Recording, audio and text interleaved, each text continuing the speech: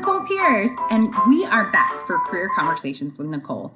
This is part 2 of Public Accounting versus Corporate Accounting with Matt Menerey from RaceTrac. He's an alumni and an advisory board member. If you didn't check out part 1, go back and check it out. But without further ado, I'll take you right back to where we left off.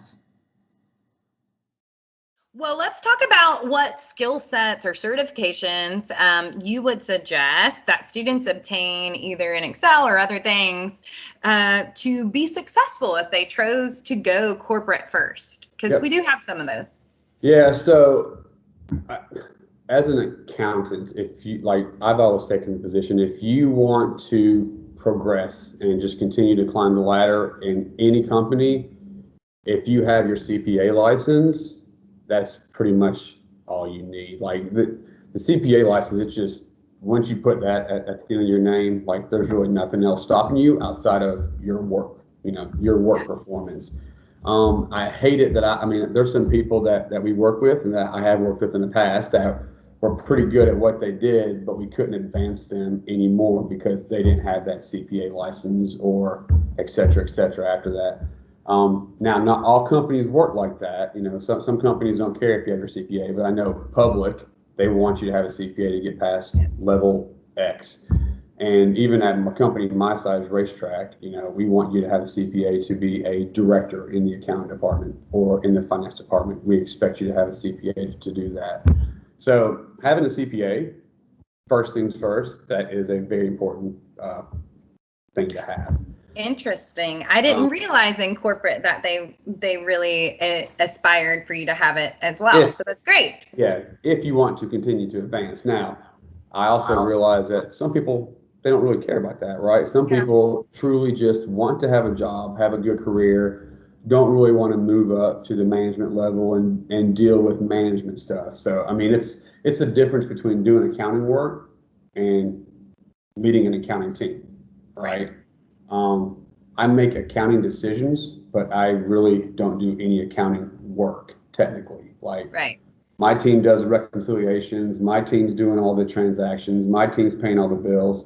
I'm just reviewing stuff. So once you get to a certain level, and I think this is for anybody, once you get to a certain level, you're not doing the work anymore. So you need to be able to deal with people and the HR type of processes and that type of thing. And that's a big transition for people in the public and private world. It's not an easy transition for some people, and it is an easy transition for other people. So that's the other thing. So I would say CPA is the first thing to get.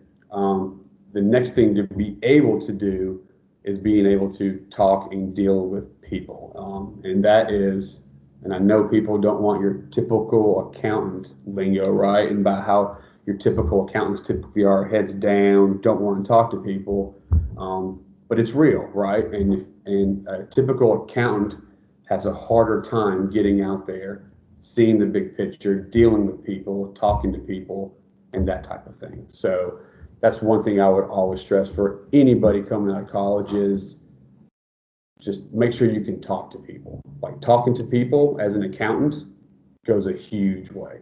Goes a long way. There's tons of things that students can do to improve those skills. We have our max students do that sometimes. If they're lacking the skill set, we'll add it into our capstone of, public speaking and other things to try to help them get more comfortable. So students, if that's not your natural ability or nature, you can learn just like you just learned accounting. So let's talk about the recruitment process and how corporate hires. And I know some of our students want to get a job right out of KSU with corporate, but how does that happen? Does that work? Does it happen? No. So I know it's hard. It's very hard in the private world. So that's also the good thing about public. Public typically hires in their January, May, June, or whatever their cycle is. They have their time that they bring in their new people twice a year. Private, we fill them when we need them. So right. I'm not going to say, hey, I have a job for you in January, because I don't know typically until a month out that I have an opening. And then it's usually one opening and not 10, right? So it's I'm going to call you and say, hey, I've got an opening. And actually the last person I hired, the last two actually come out of KSU.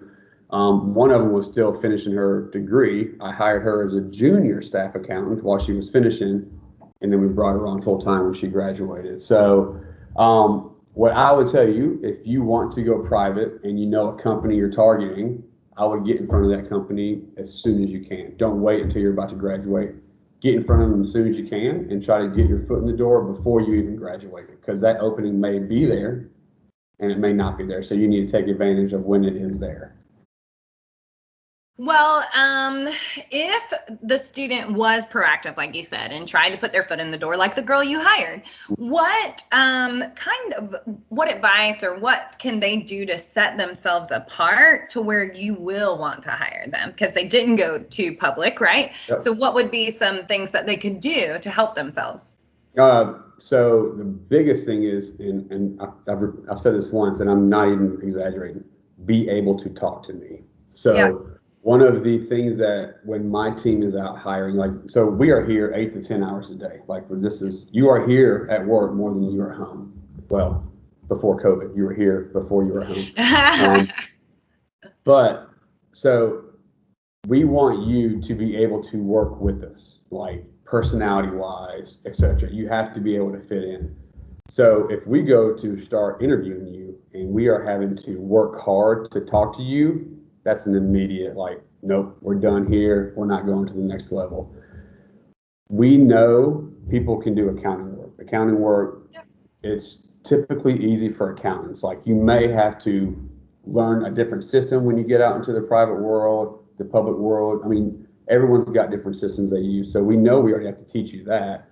We want to make sure that we could talk to you, we can work with you, we could sit into a group with you. Well, and again, this is another one of those things that students can practice, because they can do mock interviews. They can practice, the interview with a friend or somebody and really try to get themselves comfortable in that situation. Well, so we kind of talked a good bit about how you can go to public first and then come to corporate, and that kind of helps you in the transition. But tell the students, do you think that they could start in corporate and end up in public, or go from public to corporate?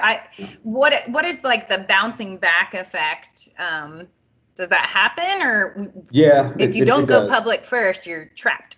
Well, so you're not trapped, but typically public is looking for intro level people, or they're looking for a certain specific need to fill, which they usually get from another CPA firm or something like that. So in my years here, I have had one person pop from private to corporate, and he was with us for about 1.5 years. But when he left after 1.5 years, he had to go start back over in public, right? So he was almost a senior at my office, but when he went over to public, he wasn't a senior there. He was right back to staff 1.